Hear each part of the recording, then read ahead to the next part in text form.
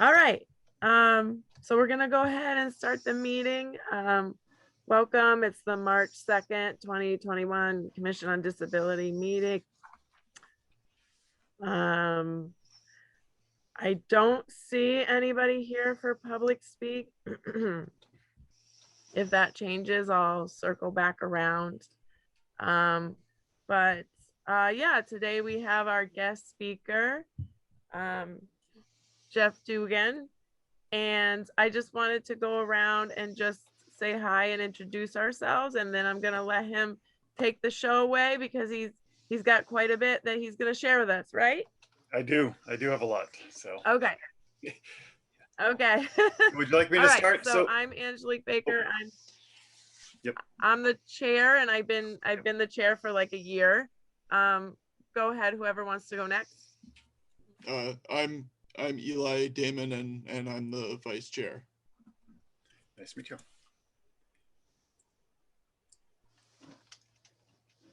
I'll go.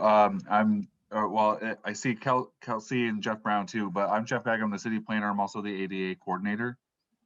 Nice to meet you, Mr. Dugan. And nice to meet you as well. So thank you. That's good. That's perfect. I'm Jamie Webb. I'm the assistant planner for the city and been sort of coming to the Commission on Disability meetings for a couple of years now, trying to just help out and pick up where I can. To be honest, that's really important to have someone like you on the commission helping and guiding the commission. So, because there's a lot of local stuff that happens, and I can give you a lot of the state perspectives, but the local efforts, they really need some guidance and help from local officials. So it's good to see that. So thank you. Absolutely. Yeah. As well as you, Jeff, and if anybody else is from the town, those relationships are important for commissions. So, yeah. Especially with the ADA coordinator, with planners, things like that. It's really a good. So thank you. Kelsey, can you go? Hi. Can you hear me? Yep. Hi, I'm Kelsey. I'm maybe the newest member of the COD. I think I started at the end of last year. I joined because I moved to Easthampton, and I currently work in the field of digital accessibility. I oversee all of global digital accessibility for McDonald's corporate, and I'm housed here. And I personally have 2 different disabilities, so I have a personal and professional connection. Welcome. Nice to meet you. Nice to meet you as well. Thank you. Jeff Brown, are you able to go for a minute? Yeah, I'm here. So hi, I'm Jeff Brown. I'm an Easthampton resident. I have cerebral palsy. I also have, I'm no longer working with Riverside Industries, but I have a long time professional background in developmental disability services. I've worked there for over 15 years, and that's where I started. I've been affiliated with the commission for a couple of years and officially on it for about a year. Oh, nice. Thank you.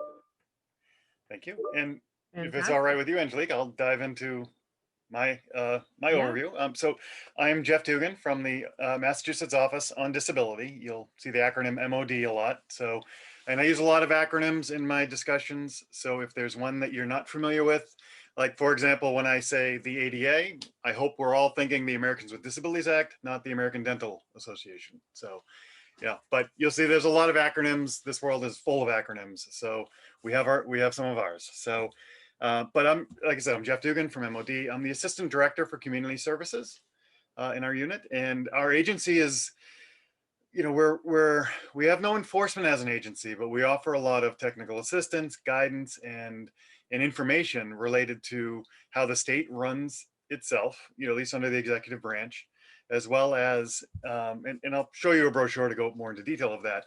But we also have some unique programs, which I'm going to be talking about as we get through some of this, such as our ADA grant program, such as our personal emergency preparedness trainings that we offer, as well as our community access monitor trainings, which we receive a grant from the New England ADA Center to help maintain that and work with that. So again, all this stuff I will talk to you about. I've been with the agency close to, I think, 21, 22 years now. and I started way back at the Metro West Center for Independent Living. And for you guys, I believe it's Stavros, correct? The Stavros Center for Independent Living that serves Easthampton. So again, I'll go through all of this. I have a lot of documents. I have about 18 or 19 sections for documents, and I understand I have about 30 minutes to go over some of the key ones. I will be sharing all of the documents that we talk about. In fact, if it's okay, would it be okay, Angelique, if I share my screen just for a quick second? And I think I can. Yeah, and I don't want you to feel rushed because from what I understand, we don't have anything super pressing, right? Okay. Jeff Bag, there's nothing that needs an approval this week or anything, I think that's correct. Yeah. right? And I know, I think one of the items we wanted to discuss also was the accessible parking fund, right? Was that something still on the agenda, or so I want to give time for that as well, if that's The snow removal complaint process, stuff like that. Oh, okay, all right. So first, let me just share so I can quickly show you what Snow removal. snow removal. Okay. Let me make sure this is the right one. All right, perfect.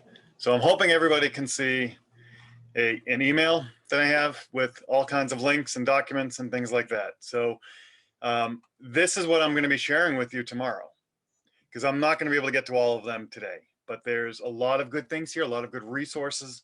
And this email could almost serve as a kind of a welcome kit or an orientation packet for commissions on disabilities as they start up, or as new members join, or if you're looking to, let's just focus on how we function as a commission and reinvigoration of a commission.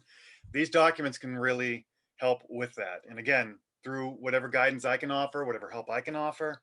And as a takeaway, one, this isn't really supposed to be a one-time meeting with you. The idea is I would like to potentially come back and have a specific Q&A session for the materials. And it doesn't have to be like next month, but I would think a couple months out, let people review some of these, see if there's questions, and I can come back and visit to see if I can answer any of those specific questions about this, as well as if you want me to That would attend be your upcoming awesome. meetings, I can do that maybe, once or twice a year. I can try to do that. So I'm here as a resource, and in fact, we're tied to you statutorily to be the resource for commissions on disabilities through the general law that established you. So, and I will get to that again. So I just wanted to share with you that everything I'm going over now, you will get emailed to you tomorrow.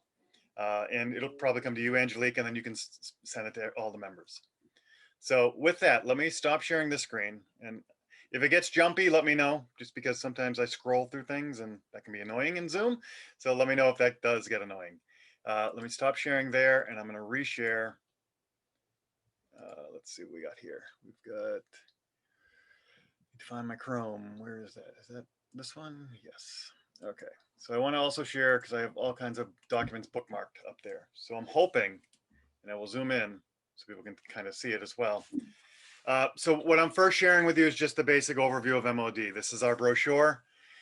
We house the Client Assistance Program, which helps people who are going through vocational rehab services through either MRC or MCB, as well as we help independent living centers as well. But we're kind of the appeal process if people don't feel that they're getting the right information from the voc rehab services. So we are the appeal process from that, and we do receive a grant from the feds to do that. In fact, every state has a client assistance program. It's housed in our office in Massachusetts. We also offer, and I just want to put out here that there's the ADA Improvement Grant Program, which I'm probably not going to get to today, but that's where and I'm not sure if Easthampton has applied in the past or if they've been awarded. I hope there's been an award to Easthampton. Not yet. Please don't don't be discouraged by that. It's just a very competitive process, but we are going to have an FY22 cycle starting in August. So I encourage to please reapply, because if you've applied and been denied in the past, that is one of the considerations the selection committee looks at. So, I mean, the good, I guess I don't want to say a good thing, but if you've been denied multiple times, there might be an option here, or an increased look at your current application to see if it's something that can be funded. So, and there's links here that provide some of the overviews here. So, so we have our MOD brochure. Again, it talks about the various units, what we do typically in more detail. and some of our programs that we're offering. I do also want to just call out one additional brochure that looks at the specific unit that I run. And granted, it's a little outdated. I have to update our director. We have a new director. Her name's Mary Mahan McCauley. She's now the executive director, and she comes from the Mass Rehab Commission, where she ran the Boston area division of MRC, for about, I think, 20 to 30 years, actually. So in our unit, I'm more public facing. I'm really the built environment or Title II or Title III responsibilities are really things that I focus on heavily in my unit. And unfortunately, our unit is made up of me. So I'm one person trying to cover the entire state. So I just want to give a little heads up that there might be delays in phone calls or emails being responded, but I try to keep a commitment to getting back to my emails on a consistent basis. So, but we do offer trainings. We're going to be rolling those out virtually. Our community access monitor training, which is a 2-day training, will be held virtually, and I am hoping to have the first one coming out after July. We also, just to advertise a couple of things, we have a Level Up to MOD's Level Up to Equality webinar series that we're starting up. The first one's April 14th. And I am hoping that at least, Angelique, that you're getting some of these notifications as the chair. And if not, I want to just verify I have your email in that as the chair to make sure that you are at least notified, and then you can spread to the rest of your membership. But on April 14th, there's an hour webinar that's coming up that we'll talk about, and I think it's going to be pretty timely, about the outdoor dining and the accessibility obligations. So when you're doing parklets, or you're doing in the middle of a field, or doing things like that, there are obligations. And in fact, one of the items I will be sharing with you through this email that I'll send is a fact sheet on outdoor dining. So that's going to be what we're working on and discussing in more detail at that Level Up meeting that we're holding. We also have, and it may be too late to register, I'm not sure, but on March 4th, which is 2 days from now, is our Disability Summit. It's I think our 6th annual Disability Summit that we had to postpone last year, but we're having it now virtually on Zoom. So if you've registered, that's good. I don't know what is left for open seats at this point. But I just want to call out that in here you can see a little bit more of a call out on the ADA grant program, as well as a little bit more of an explanation of the community access monitor training and the emergency preparedness training. So those are 3 of the key kind of trainings we hold here within my unit that we run. We also have a disability rights unit that is really for information referral and questions that you have related to disability, and they do have some specifications on what types of information or questions they can answer. What I am going to do as I move through, I'll keep them open just in case. So can you just remind me, Angelique, and I meet with a lot of commissions, so I just want to remember, for Easthampton, how new are you? Are you from 2018? Are you reinvigorated from a previous commission that maybe, went defunct for a little bit? I'm just trying to remember the history. I've been on it at least 5 years. Jamie, do you know how much longer?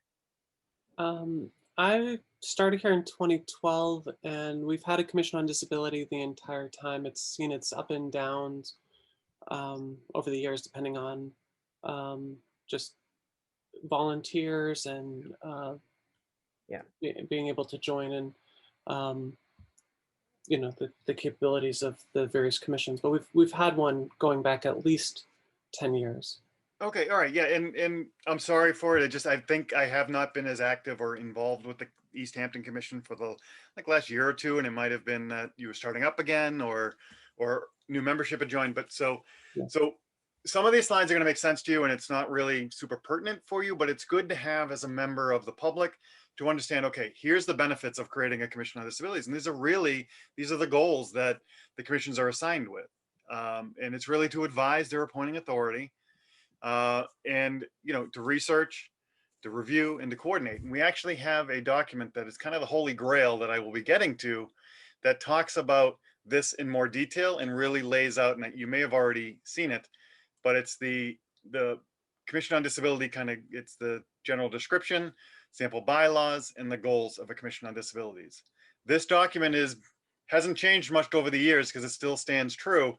but it really ties you right back to, and I'm just going to find it here, the chapter 40, and I hope it loads. Yes. Chapter 40, section 8J, which is your enabling statute, or not enabling. It's and I'm trying to remember if Easthampton has actually adopted this, and that's I should have looked before I came on the call. But I'm not sure if chapter 40, section 8J has been adopted by Easthampton. I think it has, but I just don't remember.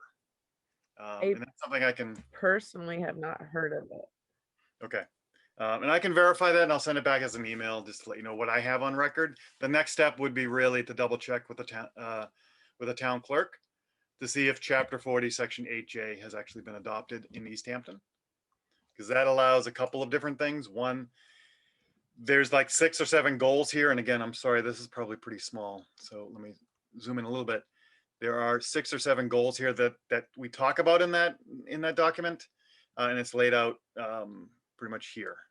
Talks about here the goals and objectives of a commission, and it talks about what the responsibilities are. The membership numbers 5 to 13, and as well as what the responsibility is for how a commission gets start up, the terms of service, and as well as potentially removing somebody for just cause if needed. So it's good to have this kind of in your arsenal as a commission if this is what you've adopted, because this adopting chapter 40, section 8J also allows you to adopt or enact section 22G of chapter 40, which would allow handicapped parking fines to come back to and be used by the Commission on Disabilities towards municipal related efforts. And things like that. And this lays it out how it's spelled out and how it works. So I just wanted to share that with you because they are referenced in a lot of these different things. For example, this particular one doesn't mention 22G, but this particular document does. So if you were looking to set this up or adopt it, so if you've already done it, you're done. You don't have to worry about it. But if you would like to pursue 48J, if you haven't already, and if you'd like to pursue 22G, here's the process. It's a pretty easy, straightforward process to how to adopt it. You've already got your membership, so you don't really need to worry about step 3 at this point. But I wanted to show you just the funneling of how that money comes back to the commissions once a officer actually issues a parking violation ticket, value somewhere between 1 to 300, depending on your community. So if the ticket, we have a little flow chart here. If the officer writes a ticket, well, what's the offender do? Does the offender pay it? Does the offender dispute or not pay it? If the person who got the ticket disputes it, then there's a couple of different avenues. One, it could get dismissed by the parking clerk. One, it could get the fine reduced. If it gets the fine reduced, then it potentially comes back to the town, what the town collects, and the town would then give it to the commission in their separate account. So again, I'm not going to go through all of these items, but there's a little flow chart here. And then there's kind of an idea of how to develop a budget, how to appropriately spend those proceeds, with some like what the purpose of expending those funds are, which is really for the benefit of persons with disabilities, but they have to be used for public purposes, right? They can't be used for like a private business, or they can't be used for an individual who might need a ramp built on their home, unless you could justify that it's for the public good. But that has to do with anti-aid amendments, and we try to just keep it simple, keep it for town projects, whether it be structural, communication, or just some other, like we've purchased in Situate where I live, our commission has purchased a lot of assistive technology for the library. In fact, we started purchasing books that are disability centric for children, with that we buy the standard version, the audio version, as well as the large print version. And we fund them, we give them $500 every so often to purchase more books and update their library. There's a lot of creative uses when you get to that, or if you get to that, by all means, I'd be willing to work with you and talk with you about some of those examples. And in fact, I might even have something here that actually talks about, and I'll share this with you as well, but it talks about how you start a commission, what 22G looks like and how that happens. And then we actually give you some kind of case studies of how some of the larger communities have been doing it. And there's some really good uses here. So I'll share that with you tomorrow with the email as well. So let me just take a pause for a second, see how I'm doing. Are you guys following along? You feel good? Questions yet? Because what I will probably end up moving on to will be, I want to get to this one here. I have a question regarding grants. One question that I have is there a list of the towns or cities that did receive that funding historically over the past several years? Yes, so right now we have FY 17, 18, and 19's annual report on Okay, the publications page. okay, And that does go through who got planning grants, which are for self-evaluation and transition plans. okay, And then the project grants are for like the structural or communication barrier removal. okay, So I will share the FY 19, 17, 18, and 19. The hiccup is FY 20 because of COVID.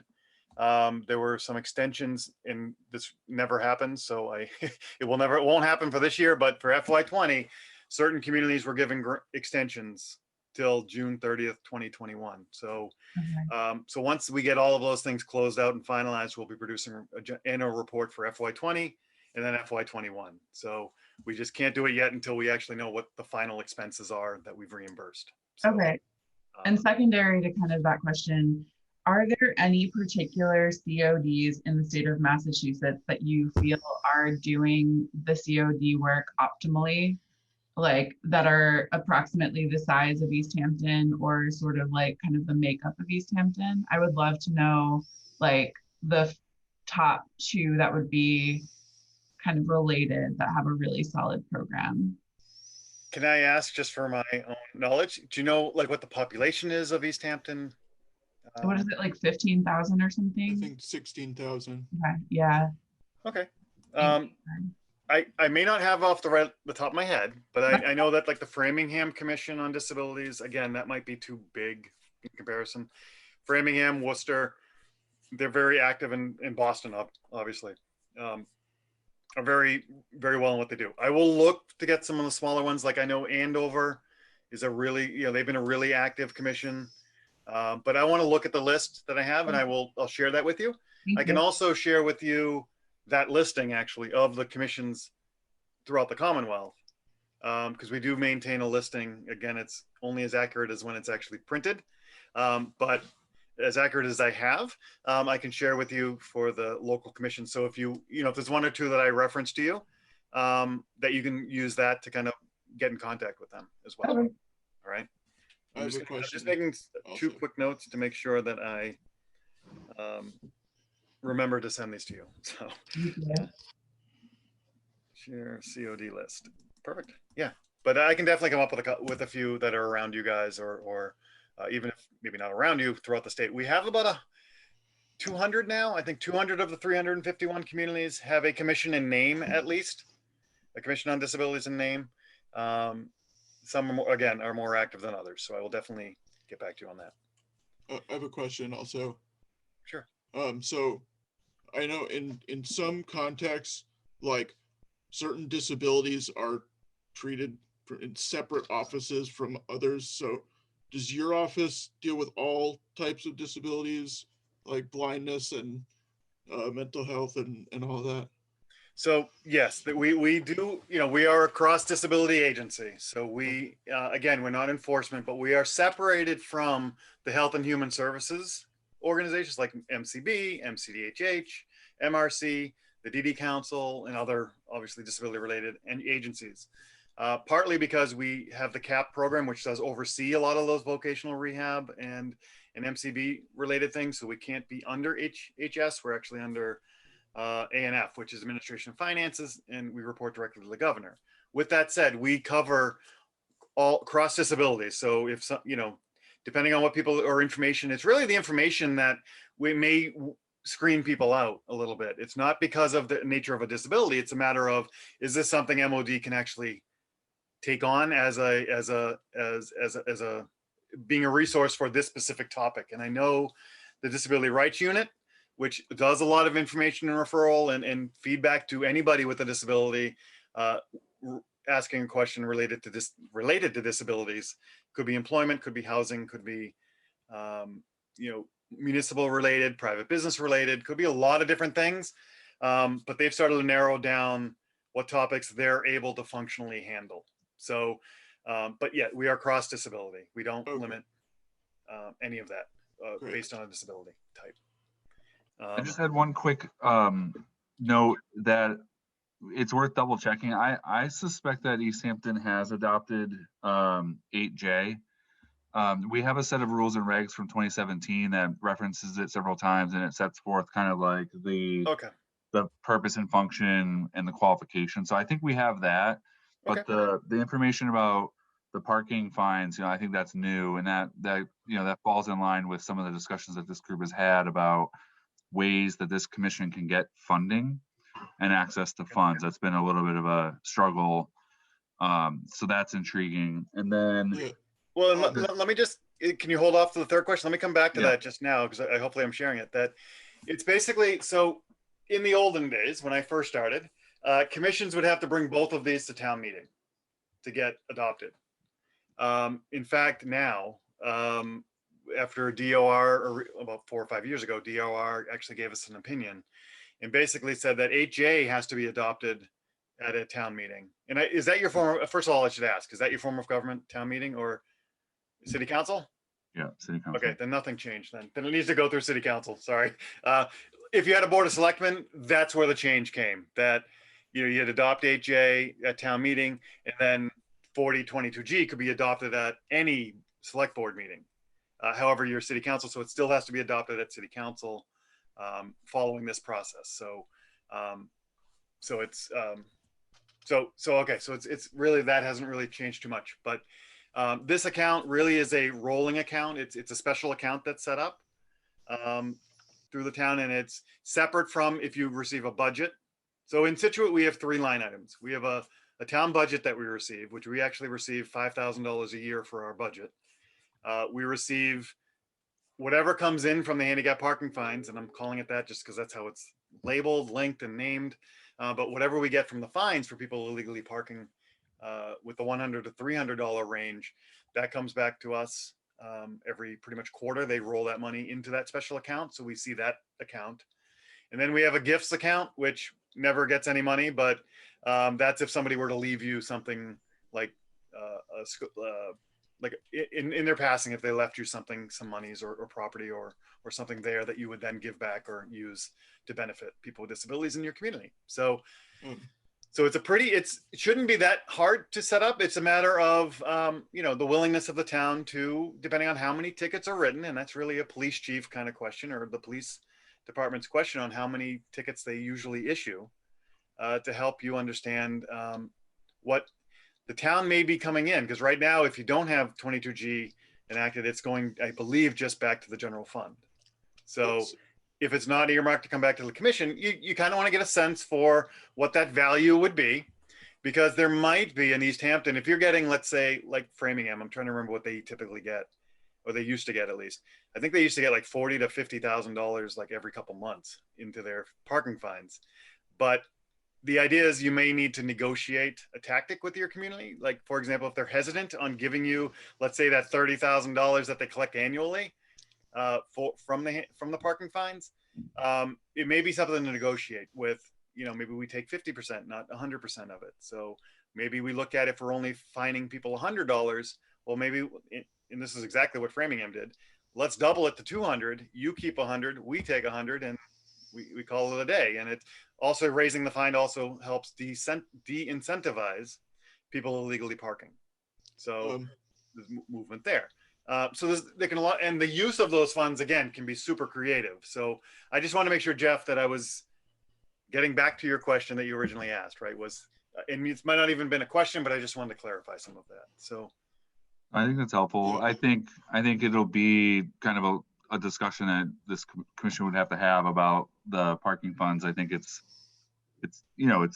a process, I think, as you described. I think the only other thing I just wanted to say real quick is that we have applied for the ADA planning grant multiple years in a row.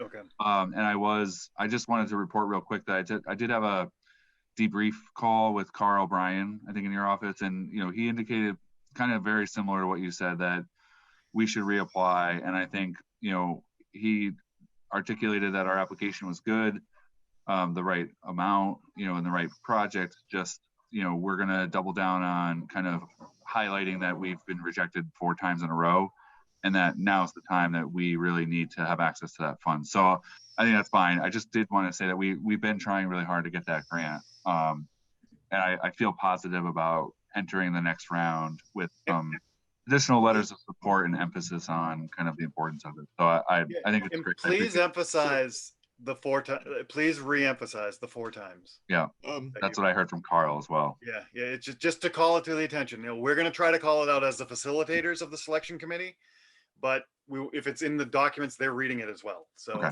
Yep. it'd be helpful for that. Thanks. So the previous chair brought up this idea of the parking fines, and to me it sounds like, I mean, to me, I'm very upset by the idea. I think it creates a conflict of interest, where, well, 2 conflicts of interest. One, because like, one, okay, now we're depending on people illegally parking for our revenue, and we're depending on the police enforcing that. So, right. So now, right. So are we going to be able to advocate for people, like when the police are a problem, if we're depending on them for our income? And are we going to be able to advocate for policies that would reduce illegal parking if that's going to reduce our income? Well, while people do see that the revolving account and the 22G account that a commission has, it's not really to be looked at as your budget or your income. It's kind of an added amount of pool of money where people are, and it's funny, even during the pandemic, people are illegally parking more so than not during the pandemic in parking spaces. So first of all, this particular adoption and the use that you can give it back to your community was something that MOD advocated for and actually promulgated back in the late 80s, I believe it was. So we were pushing for this. Now, with the conflict of interest kind of scenario, one, I think the benefits outweigh any of that potential conflict that you're thinking, that you might be lining up to this. And let me just really think about this so I give you a good answer rather than, and I'm stumbling just right now coming up with a good answer. So the idea is that the benefit from this is increased. It's not meant to supplement or be your annual budget. This is meant to be just something that accumulates over time. And in fact, we've seen relationships being strongly built with businesses, with the police officers who may be doing the enforcement mechanism of this. In fact, we've seen commissions actually hire police details to do nothing but monitor the parking throughout, because there's such an abuse of handicap parking right now. The RMV and the Inspector General's office produced a report. There was a MOD sat on the placard task force to kind of come up with some updates to it, and the governor actually signed higher penalties for people illegally using of the placards. So this all ties into that, with the effect of that really the fines you're collecting are just for people, the $100 to $300 fine that for people parking illegally. Now, if you're concerned about any sort of conflicts, then maybe you're not interested in hiring police details to do this. So there isn't that connection there, and you're not, not helping. I don't mean not helping, but I don't mean it that way. I mean, you wouldn't be funding them. So if you were concerned of a conflict there, although I will say a lot of commissions took that on rather than doing what we used to call the handicap parking patrol, where we used to give people or commission members who were deputized by the police Polaroid cameras to take pictures and have affidavits for a vehicle. That's changed because of the times. In fact, actually, nobody was really, back then, really nobody was really confronted or had an issue with it. But we found that most commissions now will use some of those funds to reinvest back into the police department to help with monitoring handicap parking. Because one, you look at the number of parking spaces that are available out there, you're looking at barely 5% of all parking spaces are going to be the accessible type. So anybody using that and blocking a person from actually who needs to use that, I'm all for ticketing, towing, and removing those vehicles if people are parked illegally. It also allows the police the extra step to look at the placard, to validate the placard, to make sure that it's for the person who's actually using it, because there's a lot of laws relating to the use of placards and protections, especially what the governor has signed into law with higher penalties and what is it, license revocation process there. Really, again, and I'm a little caught off guard because honestly, I don't think the conflict of interest has been raised at all to MOD about that, but we will. I can bring it to our GC once she starts to get her legal opinion on this, if you'd like. But I've never heard of either the Attorney General's Municipal Law Department coming back with that this is a conflict whenever a town is adopted or a city has adopted it. And I mean, I don't know if it would count as a legal conflict, but it seems like a bad incentive to me. I think it's an internal discussion on our end. I think we need to have, maybe I wasn't around when the previous chair brought this up. I think we should talk it through on our end. I just want to say, I didn't mean to say that this would be our only budget. Right now, the commission does not have any budgeted line items at all. So it was just with that in mind. I think we are having conversations about trying to get a regular commission budget, although the times for this year, next year, and the year after are projected to be really rough. So this would be an alternative source. And I think we need to have an internal discussion. I don't know that, there's any other. I think we should probably move on because Jeff, you had a lot more to cover, but I appreciate it. I think it's something we should have on the agenda next time. And once I step away from the meeting here and actually can think about it a little bit more fully without worrying about what the next item I'm going to be discussing, I will, in that email, I'll put together something to respond back, just to come back with, if there's been a conflict or a raise of it. But to my knowledge, there hasn't been legally, but again, I can see internally you want to discuss it. So, and that's really a good discussion. It's whether you feel that the benefits are going to outweigh the perception of some of those conflicts that you might be thinking about. So all right, but I will circle back to this. And again, this doesn't have to end with this conversation. If you guys internally discuss it and want to have more discussions, by all means, by that time we'll have a GC coming. I can invite her back with me to come back and speak to you directly. So it's just, we're waiting for her to start, which won't start until I think late March. So, but anyways, let me just come back to a couple things. One, this book also is really good in case, well, first, so I'm just trying to figure out which is better to show first. Let me actually show this one first, which is the kind of the holy grail for commissions. The first page really just talks about how, and let me zoom in so people can actually see it.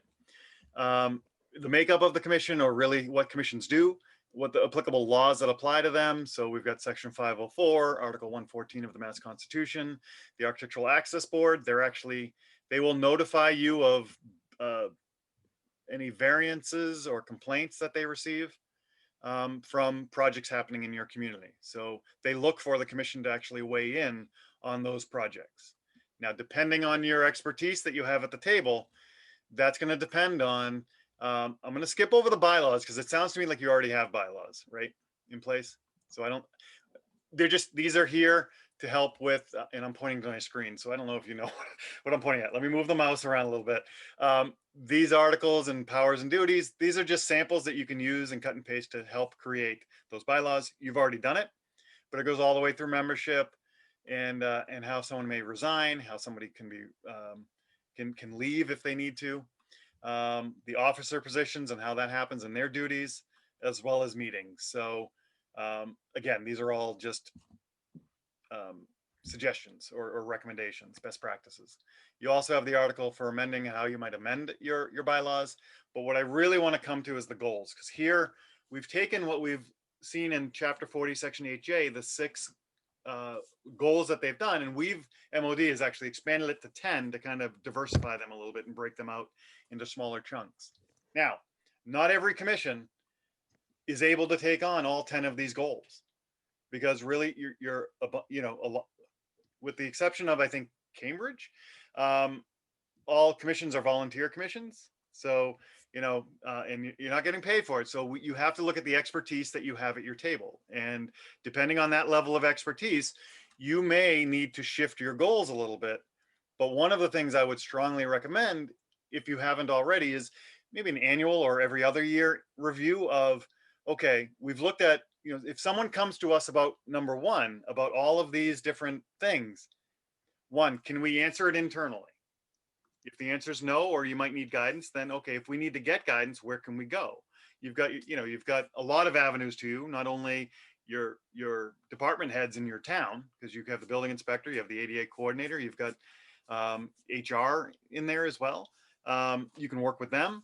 You can also reach out for information that either we can provide you, that you can then provide to the individual who's come to you with a question about any of these goals, or you can refer them out to either the Independent Living Center or to MOD to take the questions on directly. So so it's really looking through these and saying, you know what, we feel very confident we're able to do duty one, and we're going to do this internally, and we'll handle it. If we need help, we'll seek help from either the New England ADA Center, our local building inspector, or MOD, or the Independent Living Center. So you kind of come up with a policy of how you may come across this. And we actually give you not only the goals and samples of it, but or what that actually means, this duty, what it could mean. We also give some specific examples that could be there, and how that might help. Again, I'm not going to go through all of them, but I'll talk about some of them. Businesses, agencies, and organizations are accessible to, and what that looks like. So if you don't have somebody that really knows how to do a survey, a physical survey, I'm going to be giving you some tools, such as the ADA checklist. But you can also invite me out, and I can help do some of that surveying, especially if it's a municipal project and they haven't completed it yet. That you still have the contractor, designers, and architects on the job still. I'd be more than happy to come out, obviously, keeping in mind COVID and keeping in mind, social distancing and all that stuff. But I've been assisting the Northbridge Commission, and I've been assisting the Andover Commission with small little site visits that they've had. But the idea is I could come out, do a site visit with you, show you how to do it, and then produce a report and provide that back to you. Really as just a favor to the commission, not as a favor, but as to help the commission then pass that on along to their appointing authority. The idea with working with Title II related projects is that there's usually some money set aside or held back for errors and omissions, that if you identify some of these barriers for not municipal related, for municipal building projects that are happening, like if you're doing a new library, a new school, a new town hall or city hall, that there's usually some recourse if punch item lists are identified, or getting them before everybody leaves is usually a good help, and it can be a significant financial savings to the community, because they've put out a bid, and if the work was done incorrectly, then that's something the town would probably want to pursue, to make sure that, because they'll inherit any of those deficiencies once everybody walks away and they take ownership of it. So to help with that, encouraging mobility, again, there's some examples and some of these objectives here. Increasing accessible, affordable housing. That's a tough one. I'm just going to be honest. It's a hard one. And again, if you aren't able to, or if you don't think you have at the table somebody who's familiar with fair housing or familiar with the state building code, the Architectural Access Board codes, or really there's potential based on funding, the 2010 ADA design standards could be linked to housing. So if you're not sure about that or helping with that, it's you might want to reach out to your local independent living center, because they're going to be able to more help or more assistance with the advocating side of things. So if there's legislation or groups or things that they're working for in their agendas, getting involved with your local independent living center would help them push their advocacy agenda. With MOD, we can help you and tell you what the laws are, what some of the resources are, and we can try to link you up to some of that as well. So there's, again, it's all what people can offer up at the table, and actually what's being brought to you too. So we have some educational related things that, again, is also a large hurdle as well. That's in fact, our agency, we can help with some of the basic stuff, but usually we are even referring that out to the other state agencies or organizations that can assist with students with disabilities in their school. But we can tell you what the laws are and stuff like that, and give you the resources for some of that as well. I won't go through all of them, but there's about 10 of them. Educating the public about disability issues, that's also a good thing. Like Fall River usually holds their annual disability awareness day. Situate does that too as well, where we invite the general public in to meet with vendors and and other things that are local to our community. So it's a good thing to put together and do if you can do it. And then some other basic considerations of certain things. For example, doing a public survey to figure out what people's will be looking for from a commission every so often. And establishing advisory committees or friends of the commission or associate membership to increase the support. So you might have a distinct number set up by the HA adoption, but there's also a possibility you could set up a friends of a commission or associate membership. So you can actually groom people as membership leaves. You can groom people to maybe fill those vacant seats as they come in.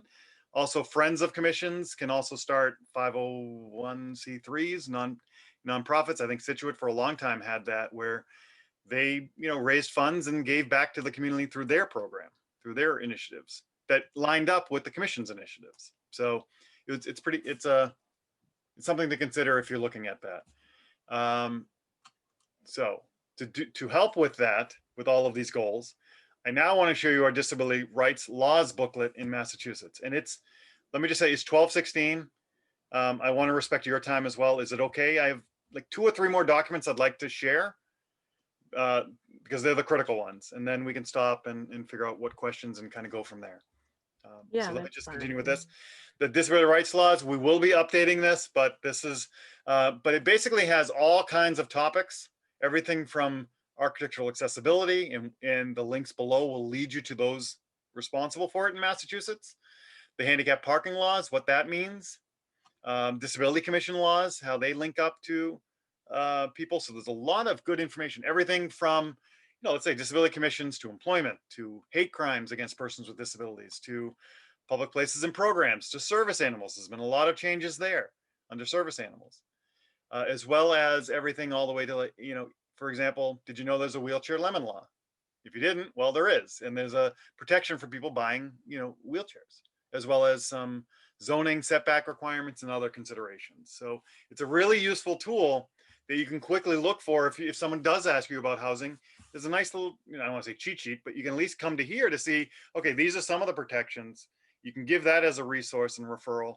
And then you could also refer them out to either MOD, your independent living center that services Easthampton, and go from there. But it's a really valuable tool that I don't want you to miss. And we are going to be updating it. And pretty much a lot of these things can be found on our publications page. What updates are planning to be made to this? Well, we have to definitely update the executive order. So there's a new executive order, 592. It doesn't really change much of what we do, but it's more inclusive and more diversified, or it has more diversity and inclusiveness into it. But it really just reestablishes the non-discrimination procedures for the state, as well as setting us as MOD up as the ADA, the Title II ADA coordinating agency for executive branch government agencies. So it seems like the MOD kind of like focuses pretty extensively and mostly on physical access. Who do you think is best equipped more for digital accessibility and support?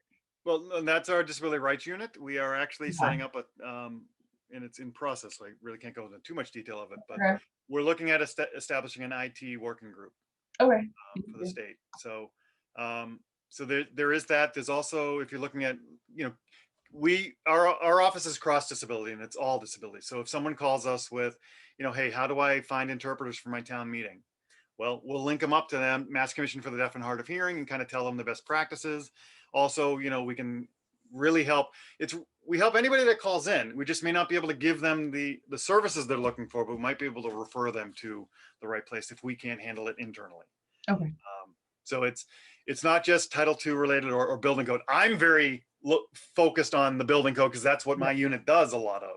Right. And I sit on the access board every other week to adjudicate hearings and cases with them. So yes, I'm heavily involved with the access, but our disability rights unit and other persons in our agency are really more into the other aspects. The individuals with a concern, state agencies with questions, municipalities with questions, ADA coordinators with questions. We have we can help with that as well. Okay. But I wanted to share that one, and I want to just get back to and if you can see this, sorry, I'm just looking for. Nope. I just want to, this one. I just want to open up 2 additional ones, and I'm not sure if you can see this or not, but I want to open up the action guide, and I want to open up the checklist.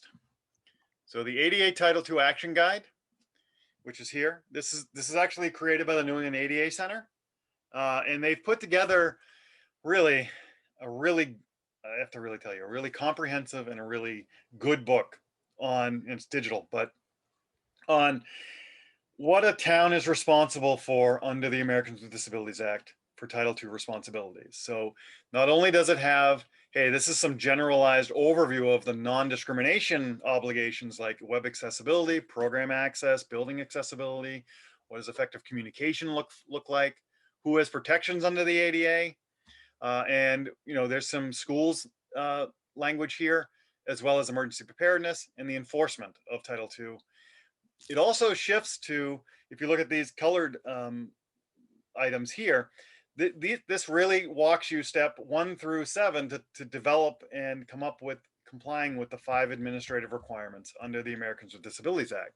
And that requires 5 things. One, and again, I might be preaching to people who know this, but I just want to say it, appointing of an ADA coordinator, which you have, providing public notice, which I believe you have, the grievance procedure on how someone, if they can't access a service or program through a community, what's the process to raise that internally to try to get it resolved rather than going to DOJ or going through a private lawsuit. Can you resolve it internally? And that grievance procedure makes that process public. And usually it's first you reach out to the ADA coordinator tries to resolve it. If someone's not happy with the resolve, they can then go to the appeal, which is someone else named in the grievance procedure. And then the development of a self-evaluation, development of a transition plan, and then creating the action plan. The self-evaluation is like a snapshot of all your programs, services, and activities, and your employment practices. A lot of different things are covered there, but let me just show you what happens when I open that up. It gives you, a little bit of an overview of what's actually entailed that's covered in there, as well as, and I'm going to scroll down just a little bit.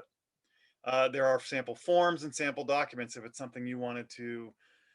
Let's say you had a consultant do that for you in the past, but you now have a new building or a new program that's taking over. There's forms here that you can supplement that action plan or supplement your transition plan, either as the document closes out, like let's say, okay, town hall has fixed all the barriers we identified. Now we don't need to do it unless there's more work that happens or things like that. That would be closed out on the transition plan. While let's say you built a new public library and has not been looked at, while you would assume it's fully compliant, doing that initial walkthrough using, and this is where I'm going to share a good thing, the ADA checklist for existing facilities that you can actually use to do a survey of a building. It really asks, and I want to show you the restroom ones because it's just the easiest one to follow, but it's, and I hope people can see this. Can you see the priority 3 toilet rooms? Yep. Was that yes or no? Yep. Oh, yes. Okay, good. Perfect. Yes, I see it. Okay. So it's 22 pages. And it actually gives you some maybe not here, maybe on the original one it will, but it actually, the idea is it literally asks you yes or no questions. Remember, this is focused purely on the ADA obligations, like what a bathroom would look like under the ADA. Our state code and the ADA differ. So, but for ADA purposes and for the transition plan, you'd be looking solely at your ADA compliance. So if you look at a restroom, it has everything from signage, what the signage looks like and where it's located. It comes up with potential, solutions, as well as some of the code requirements, as well as the link, not the link, but the actual citation for the code. But I want to just scroll down, and I'm sorry, I know it's, because there's a lot for, we're still on signage, the first 3 pages. Then we have, how do you get into the toilet room? Yes or no.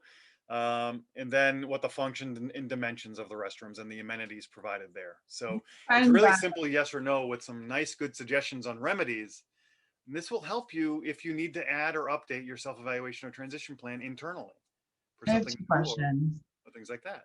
And with the updates to, let me just make sure if I close this. Yes. With the updates in the 2010 ADA design standard, you will actually see, let me see if the additional access. There's also recreation checklists as well for amusement. You're not going to be doing amusement rides, but like if you have fishing docks or fishing facilities or marinas in your town, there's ways to do this. There's golf facilities if you have a golf facility, miniature golf facilities. So these are new items relative to maybe when you did your last self-evaluation and transition plan that might need to now be incorporated. Again, I haven't reviewed the self-evaluation and transition plan. I can look and see if I have it on file, but depending on when it was done, you may or may not have some of these items there. So that's where the checklist might be able to come in and help. I have a question. Can you hear me? Yep, sure. Okay. So my first question is in regards to our state standards. Do you find that we are closer to more like a California exceeding the ADA, or more like not so much, like way on the other end comparatively? So when the 2006 regulations were adopted, because that's the most current revision from the Architectural Access Board to our state regulations, the most recent revision is 2006. We were well ahead and more, I don't want to say, we had stronger codes in Massachusetts in 2006 in almost every facet than the 1991 ADA design standards. When the 2010 ADA design standards came out and became effective in March of 12, and I say we, but the Architectural Access Board and I sat on the Regulation Review Subcommittee. We looked at pretty much the new 2010 ADA design standards, as well as ANSI, as well as UFAS, as well, so fair housing, the federal accessibility requirements, the 2010 ADA design standards, and PROAG, the Public Rights of Way accessibility guidelines. And what we're trying to do is make a one book state where if we can gain access to employment areas and incorporate that, as well as increasing or making housing more accessible, because we currently are deficient on that a little bit. We're looking to try to make it a one book state. So if somebody comes into Massachusetts and they pick up the rules and regulations of the Architectural Access Board, they know that if I follow this, I'm not only meeting our state building code responsibilities, but I'm also meeting the ADA design standards. Okay. If it's a housing project, I'm meeting my fair housing obligations. And we potentially could have stricter requirements. We don't have to have equal. We could have more strict requirements. And you'll know that you are safe harbored in using this book would cover you on all of these different things. But that's going to take a little bit of a miracle to happen. One, we need 2 pieces of legislation to pass. And that's something that MOD can't necessarily get involved with. So we're going to rely on the advocates out in the community to work on getting those adopted if that's something they want to adopt. But there's one that will increase employment, require what's already required under the Americans with Disabilities Act, but will allow our state regulations to gain access to employee only sections, which we don't have jurisdiction now. And it would also help with reducing or increasing, I'm sorry, not reducing, because that's not the right word, hopefully increasing accessible housing opportunities for persons with disabilities in Massachusetts, because that's a critical crisis point too. That will take legislation to pass. If that does pass, although I will say that it's been attempted in 12 sessions. If you do the math, that's 12 sessions equals 2 years per session. It's about 24 years it's been being pushed and has not passed. So I can't say that'll pass, but nowadays with the 2006 regulations, we are missing a lot of the new things they covered, like, or we either are missing some, or the ADA has actually come up to meet our standards. Yeah. So, for example, our marine facilities, the ADA has a lot of that, or no, not a lot. There's that whole section that they talk about marine facilities. We don't have that jurisdiction unless there's a 40-foot passenger-borne vessel, like an MBTA boat or a cruise boat or something like that. We don't gain jurisdiction to the marina until that, where the ADA will say, no, you're going to have access to your slips, to, if you're leasing those, or if you have programs down there, you're going to have to get people to it and onto it. So that's where we're finding we're deficient. Okay. But I'd say, here's the thing. I used to say 99% of the time we were more stringent. Nowadays, I can only say we're about 80%. Okay. So it would be helpful to see at least a side by side, just to kind of know as well. And there is a guide out there, which surprised I hadn't heard about it before.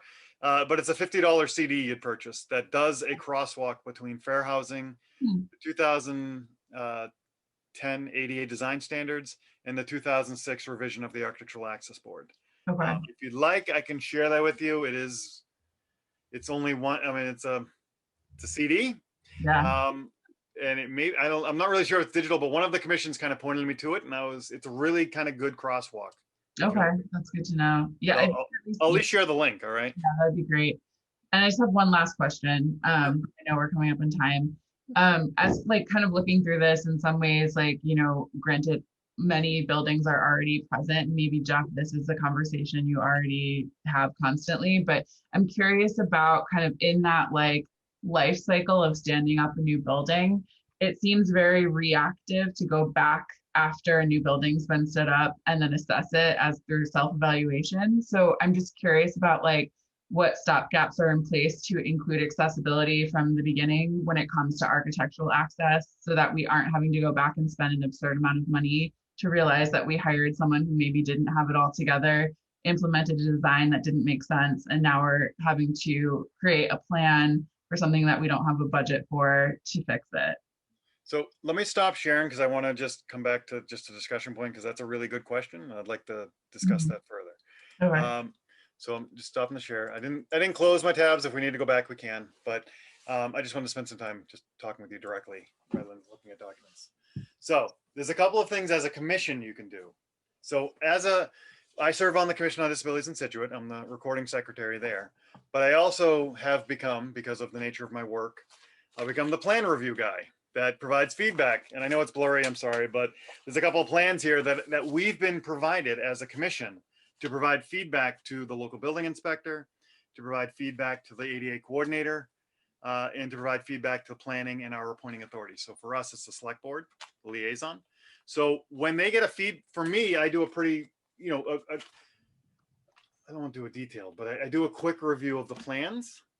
And I believe the New England ADA Center is still offering, if you don't have experience reviewing plans, they do have a plan review program. And I'll see if I can share that one as well, which may delay me sending this email, just so you know. The follow-up might be towards the end of the week rather than today or tomorrow. But let me just make a note there. Share ADA Center's plan review program. But if you have someone that can do that and can work a relationship up with the planning board, and again, you may have to find the departments that correspond, but the planning board or the in working with the local building inspector as well, can help you start catching it before it's done. And you can choose whether or not you want to look at all projects or just municipal related projects, because that's going to hurt the community, right? If they build a $70 million school, but they accept the project and have 2 million worth of errors or things that were not seen, that ultimately at the end of the day comes back to the town to have to remedy. And that's kind of the catch. AAB looks at the current owner of the property, not necessarily the history of it. I mean, we do look at the history, but whoever owns it has the responsibility for it. So that's why we try to help with municipal projects, so you're not owning something that could be a hard fix for the town. So that's the first step, would be, can the commission get involved with that somehow? Or if you notice that there's a municipal project going on, reaching out to your friends in the town, really your appointing authority, the planning department, and the local building commissioners, to look at saying like, hey, we do see that there's a school being built. We'd love to do a walkthrough at the 80% or 85% completion rate, because that's before maybe a certificate of occupancy has been given. And it's also potentially before everybody's walked away. So there's some money in reserves that we can hold to them, that if they say, oh, we're not going to fix the ramp that we built too steep, well, you've got some funds to actually deal with that. So I'm going to provide contractual guidance for language when kind of working with outside agencies or suppliers that have stipulations related to accessibility requirements per working with the state government. Can you just repeat that question? Yeah, does the MOD or any of the other kind of related entities at the state level provide or have contract language that can be leveraged when outsourcing projects? So the expectation that it meets state and or federal guidelines, whatever they're engaging in, so that if something were to go wrong, the state could recoup that, or the town could recoup that money back from someone who didn't execute the expectation? So Or here's was the typical contract language in Massachusetts, that there's this one phrase that shows up over and over and over again, that the phrase is that the project will comply with all state and federal laws. Mhm. The building code, 521 CMR, is the access code, just like they need to comply with 780, which is the building code. And I can't remember the plumbing code, but they have plumbing code regulations to follow.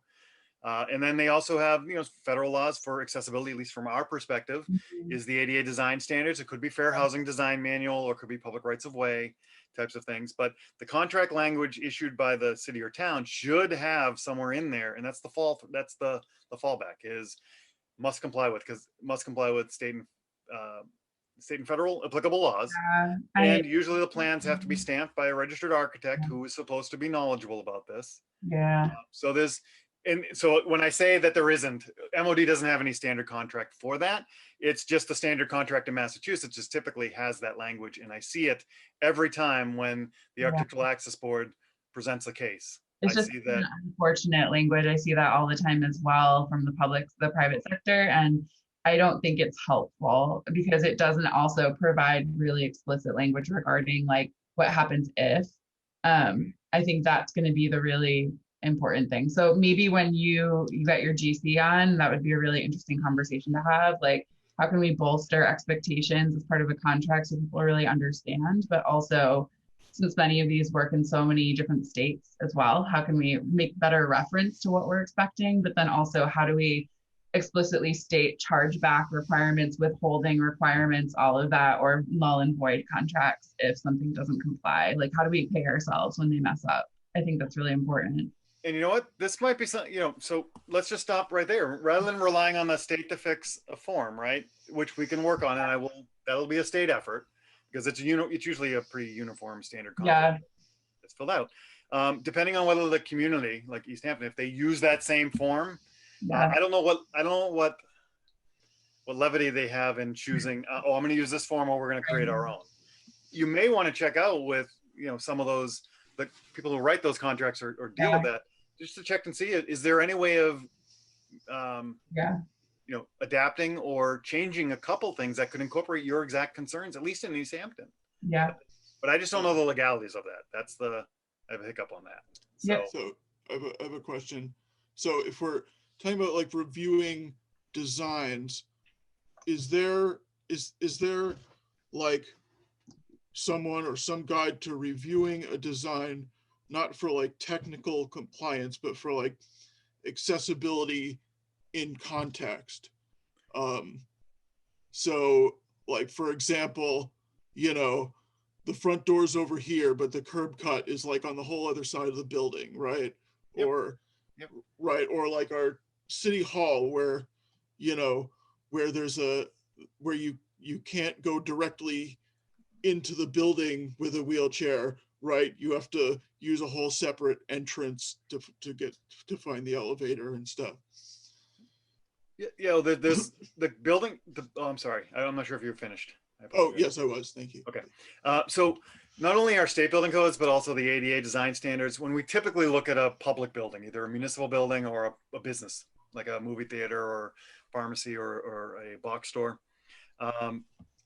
that the codes do incorporate more than just the structural. But a lot of it is structural, so don't get me wrong. There's these overarching obligations for effective communication that the ADA requires, which can be very detailed. And in fact, I would probably suggest, if you're interested in it, when I get our community access monitor trainings up and running, which I expect a real one to start in either July or August, and we'll be doing them virtually, I will make sure that you guys are notified of those trainings, because the first day is really an overview of the disability rights movements and a review of the ADA responsibilities for not only employment, but also for businesses and also for municipal, state and local governments. But then we shift on the second day, at the end of the first day and the shift to the second day is really on the physical building, the physical obligations of, and we go through some of that of, you've got 3 entrances, do all of them need to comply? Well, it depends on when it's built. There's a whole history and a lot of stuff we go into that to do. There's research that goes into this that has to be done. And again, I can help you with all of this if you get assigned that. But typically with the commission dealing with planning board, that means new construction. So you can usually catch a lot of that there, but we have trainings that can do that. If people take the 2-day training, or if they've completed it in the past, we also are offering up the advanced community access monitor training, which is a half-day training that goes heavily into more detail with more examples of case studies and work throughs. So we look at multiple, like strip malls, like we have multiple businesses in one building. We also look at a historic property. We also look at just a general building doing certain construction and what triggers are being hit by that work. So there's, again, that's also covered in the CAM training as well, but more detail comes out in the advanced CAM training. So I can ensure that that becomes available when we are starting them up. I have to do a couple of dry runs to make sure the virtual version isn't going to, we're looking at 4.5 hours when it used to be an 8-hour training per day. So I'm trying to get it down to 4 hours with some breaks and stuff like that. So once I finalize that, I'm going to do a dry run with a couple of commissions that I'm working with, and then I will be opening it up to have more formal meetings, open it up to others to have it. So you could be a host if you want. We could have Easthampton host a commission CAM training virtually. What that really means is you get to fill the 35 to 40 seats, your first crack at it. And we then would open it up as we get closer to open it up to the rest of our community, the rest of the communities throughout the Commonwealth. So our meeting is almost over. To our original question about what happens when somebody calls like the 1-800 number, because people are calling us but we can't handle it, so we have to refer to you. Like, what does that look like? Well, when they call the number. Oh yeah. So there's three ways. There are 3 ways that people could connect that you'd recommend if you're looking to send them to MOD. One, on our homepage, on our website, there is a contact us form that somebody can fill out and submit digitally. And that goes and is reviewed, every couple hours, and it gets given to the right person in the agency, in our agency. Every couple hours. Okay. Well, it's something they check. It's an email. It ultimately turns it into an email, and it comes to Naomi Gorberg, who runs the disability rights unit, and she'll disseminate to her staff or back to me or to the right people in the unit. You can also have them call the 800 number. That does lead them to a voice guidance, I guess. It's not the best system.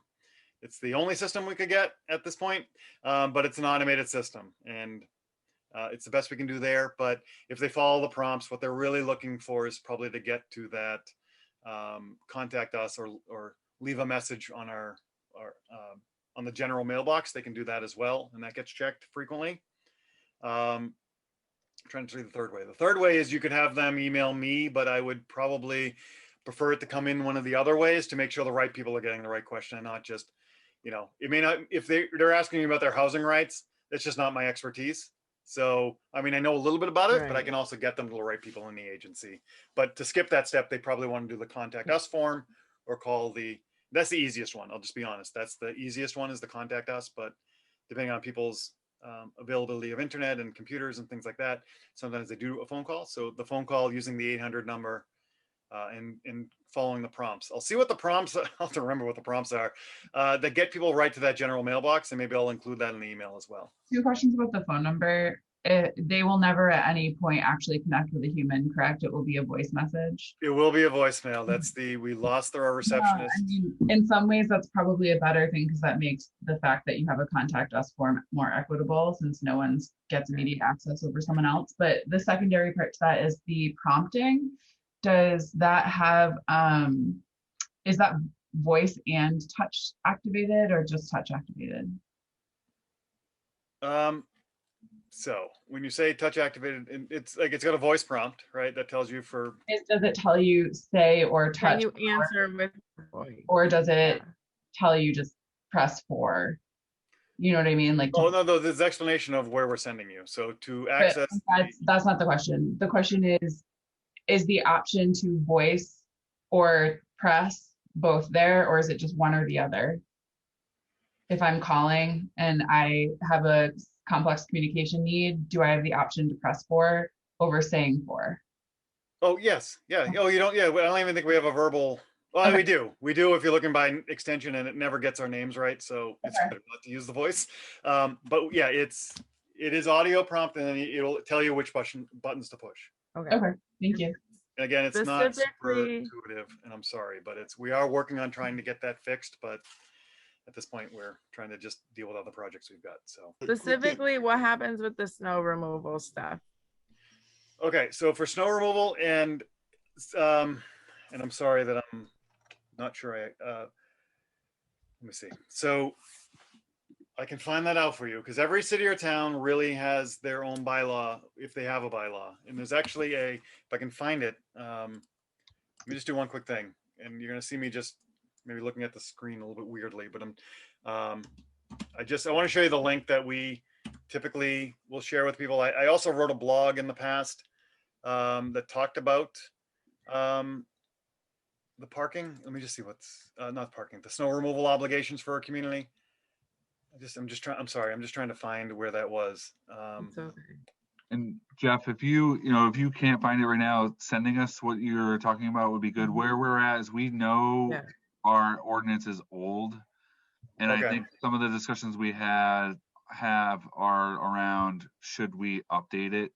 And if you had, like, I think what would be good is if there's some other direction that maybe other communities have taken to be a little more aggressive towards getting it done. That ours is, it's probably a pretty standard ordinance that has a fine attached and vague language about what is clear. And then I think, as Eli alluded to before, it relies on the police department to enforce it. And so we've had a Right. couple discussions about potentially any other ways that communities have dealt with that.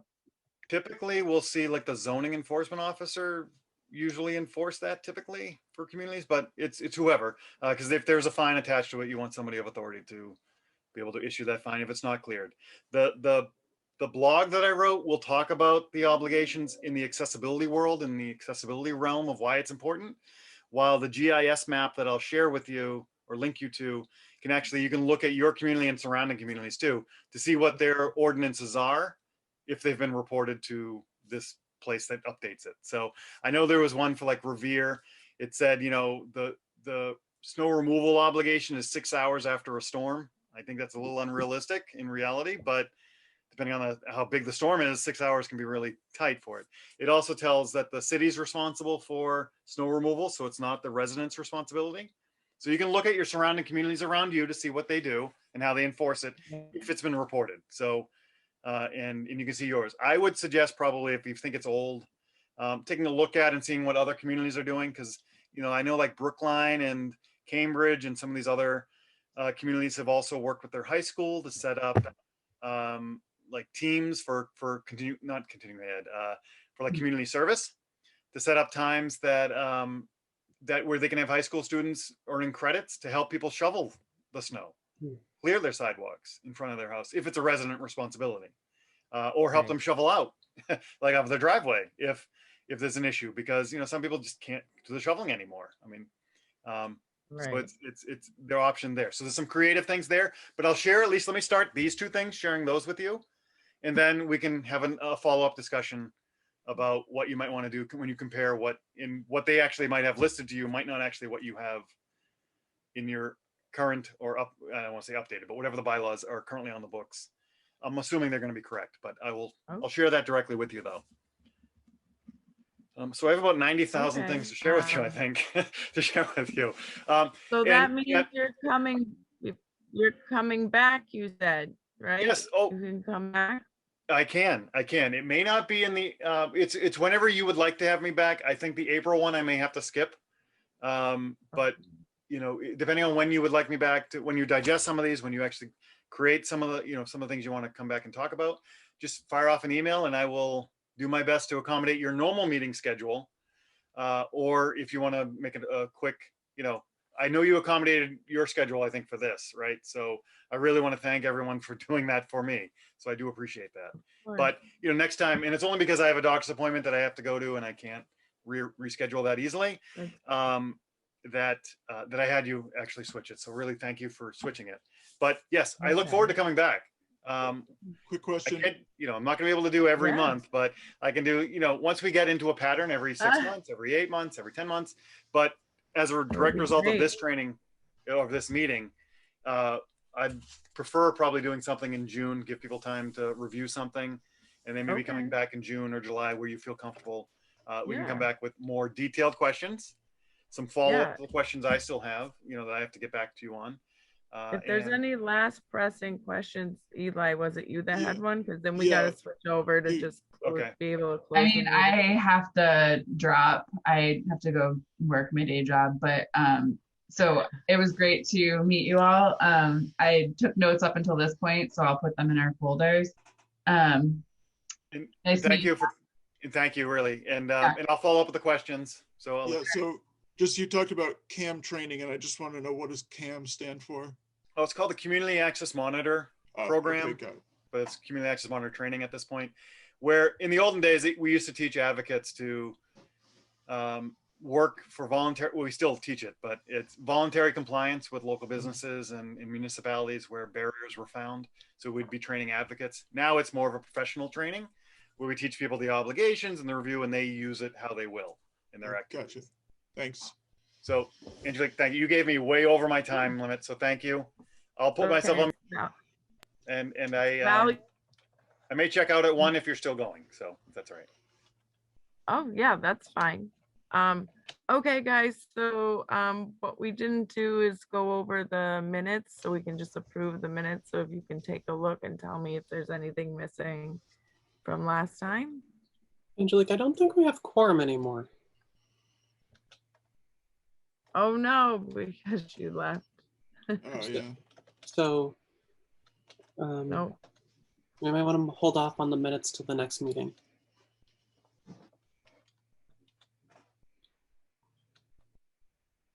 And I'm sorry, I went long, so I apologize. I think it was really good information, Jeff. Thank you. Yeah, thank you. yeah, and you're our first guest, so we'll Minute- figure minute- out how to get it all balanced. Minutes can be done anytime. Yeah. Okay. Okay, so the only other thing was I just want to check in with people who haven't sent in their email or cell phone number who want to be on that contact list, because we're trying to get that published, because sometimes emailing each other and when things aren't working. Hello? You went on to mute, Angelique. It keeps muting by itself. I was just saying that if you haven't emailed a contact number, please do, so we can set it up in that contact list. And then I think You have my info, right? Yep, got yours. Good. Let's see. Yeah, and the rest of the stuff on there, I think we're gonna have to wait to chat about. The only other thing is that the newspaper, the Reminder, asked me to talk to them about the commission. So I'm going to be talking to them briefly for a few minutes Thursday, I think, just as a follow-up to the city council meeting, which we'll chat about next time, which went well. Our next meeting date, I think, is at April 6th, I believe. Does that seem right? I can Yep, look. April 6th is the first Yes. Tuesday in April. Okay. Is there anything pressing that you guys want to make sure that's on next month's agenda? Off the top of your head, or are we good? You can just email me if you think of something. Yeah. I think keeping the items that you had on the agenda for this one would be good to carry those forward. Yeah. Okay. All right. Well, yes, Mr. Dugan, Awesome. Thanks for being so available. I know I kept backing up the month in which you came, but you're our first guest and we were just we're starting up a lot of new things over here, trying to Well, get that's awesome. going. And So, please keep me involved. I'd love to help however I can and be, yeah. be the assistance that you guys might need. And I'd love to attend more meetings in the future with you. Thank you. you. Thank you. Thank you. You have my, and everybody obviously you have my else email, right, for coming. Angelique? You have my email. Yeah. So if you have a question, I would offer mark it high importance and email it to me. It'll try to catch my eye if it's a real pressing matter. All right. Okay. Then I can respond back knowing that it's important to get back to you. Awesome. I love the availability. That's super important. Thank Definitely. you. So thank you. All right. So I'll finish the minutes next time. Yeah. And if you want to make a motion to adjourn. And then I move to adjourn. okay. I'll second that. And then Jeff seconds. Okay. All right. Thank you guys. And we'll be in touch, right? Thank you. All Thanks. right. Have a great week, month, all of that. All right. Bye. All right. See ya. Bye-bye, guys.